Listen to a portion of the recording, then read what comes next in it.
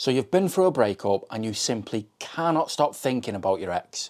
Literally from the minute you open your eyes of a morning to the second you close them of a night, you're just thinking about your ex. Well, in today's video, we're going to be discussing just that. What is rumination? What's causing it? And more importantly, what can you do about it? Roll VT.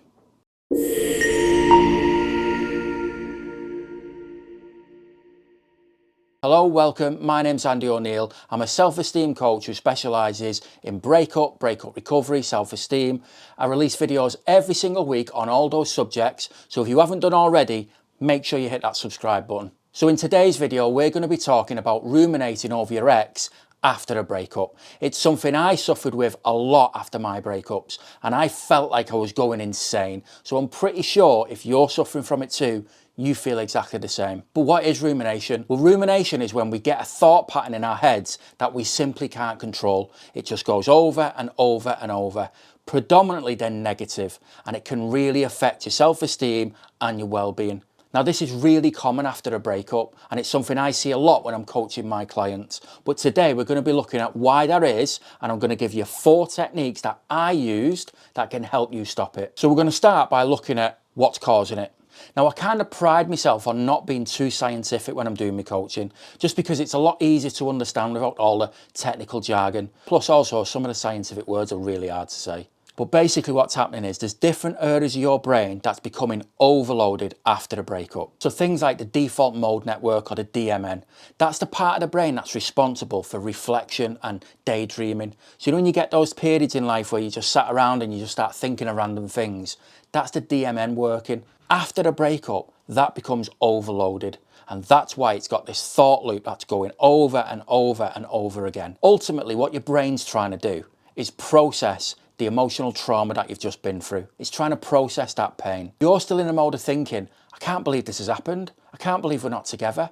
You haven't accepted it yet. So your emotions are through the roof. And because of that, your brain is struggling to process it. So it's a little bit like, remember when the computers used to freeze and you used to get that, was it called the blue circle of death or something like that, and you just get that spinning wheel but the computer would do nothing? Ultimately, that's what's happening in your brain. The 4 parts of your brain that's controlling the rumination are overloaded, and it's because the emotion's so high.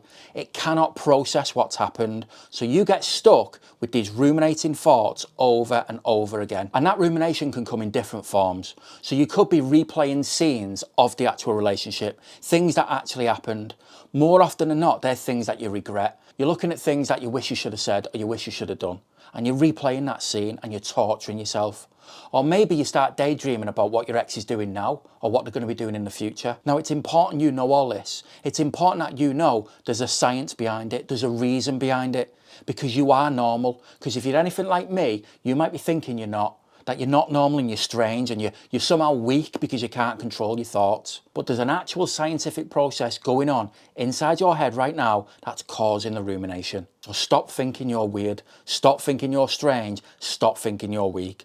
Millions and millions of people have been through and are going through exactly what you are now. And I'm now going to share with you 4 techniques that I used which helped to get a hold of that rumination and slowly but surely start to decrease it. And the first one is called thought labeling.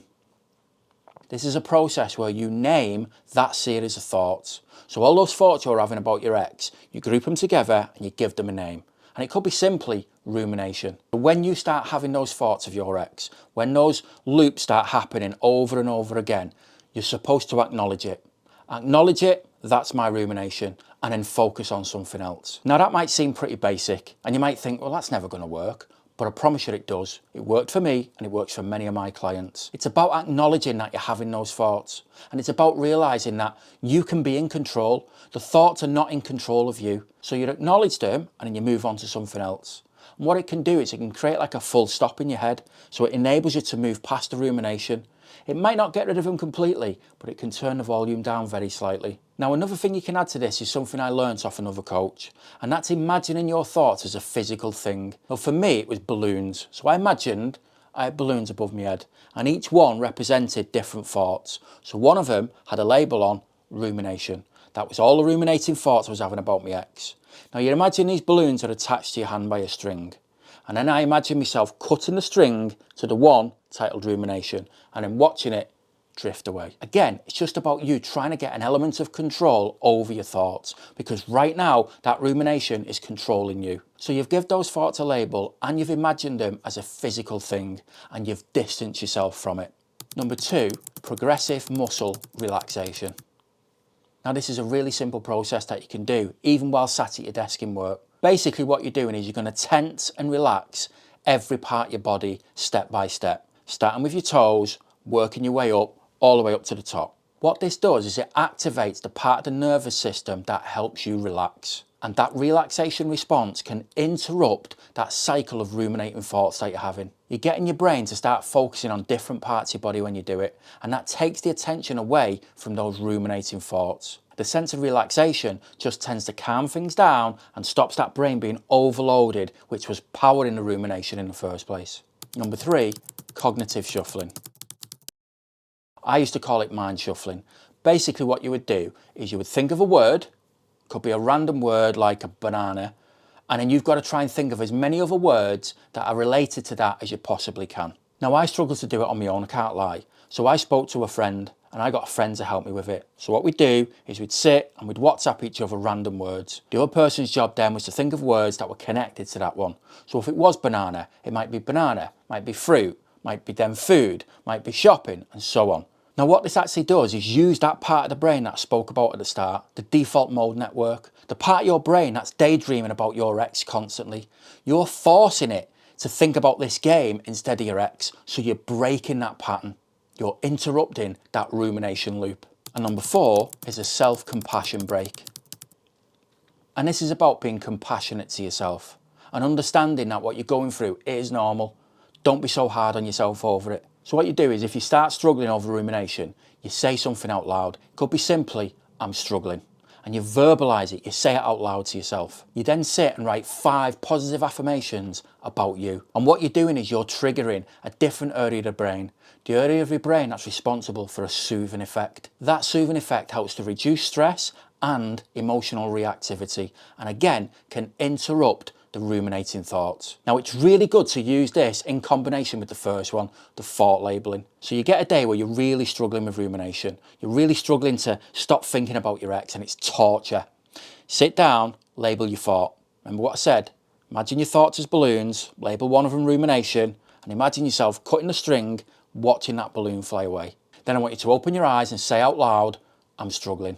And then immediately sit down and write your 5 positive affirmations. What you're doing is you're distancing yourself from those initial thoughts and then you're focusing your brain on the positive affirmations. Because 9 times out of 10, those ruminating thoughts are negative. Makes you feel down on yourself, makes you feel like your life right now is not good and you need to get your ex back to feel happy again. Those positive affirmations are going to help to stop those thoughts. Now it's important to note that none of these techniques are going to work instantly. You're not suddenly going to sit down now, do it once and the rumination stops. It doesn't work like that. You've got to be consistent. You see, right now your rumination is in control and it's very powerful. So it's going to take some time to overcome it. But bit by bit, you can take that control back because it won't last forever. Try these techniques. Let me know how you get on. Nice one for watching and I'll see you in the next one. Laters.